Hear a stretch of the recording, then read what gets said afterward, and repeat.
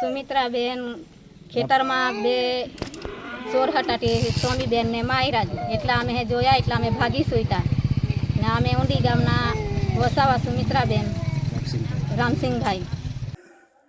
ઝઘડિયાની ઘટના બાદ આજે નેત્રંગ તાલુકામાં અજાણ્યા ઈસમોનો પગપસેરો જોવા મળ્યો હતો।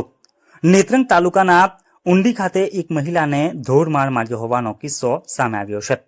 આજરોજ વહેલી સવારે મહિલા રોજિંદા કામ અર્થે પોતાના ખેતરમાં ગયા હતા।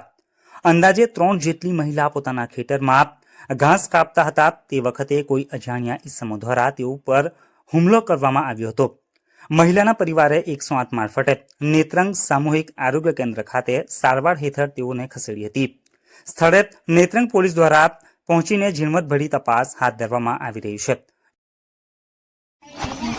મારું નામ હર્ષદભાઈ મનુભાઈ વસાવા છે, મૂળ નિવાસી ઊંડી।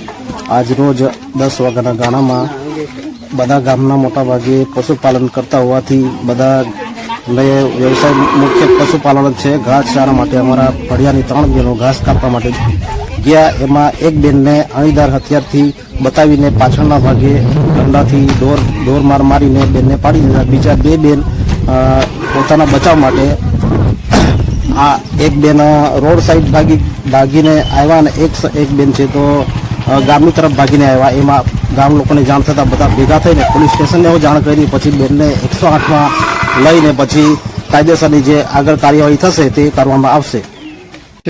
ચાલો।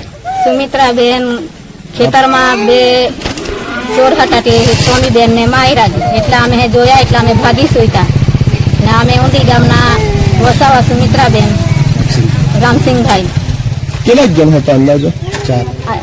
મેં 2 જ ખાલી જોયા પણ એમને 4 જોયા સ્વામીબેન। તમે રોજ ખેતર જાઓ? અમે રોજ ગઈએ ઘાસ કાપવા। આજે કેટલા ટાઈમ જોવા ગયા તમે? આજે અમે 10 વાગે જેવા ગયા પણ એ અમારી મોટી લાગી। તમે બોલો, તમે બોલો। જો આપે ઝઘડિયા ન્યૂઝ ચેનલ સબસ્ક્રાઇબ ન કરી હોય તો સબસ્ક્રાઇબ કરી, લાઇક કરી, બેલ આઇકોન દબાવો। રોજ તમારી આસપાસ બનતી ઘટનાઓની માહિતી મેળવો।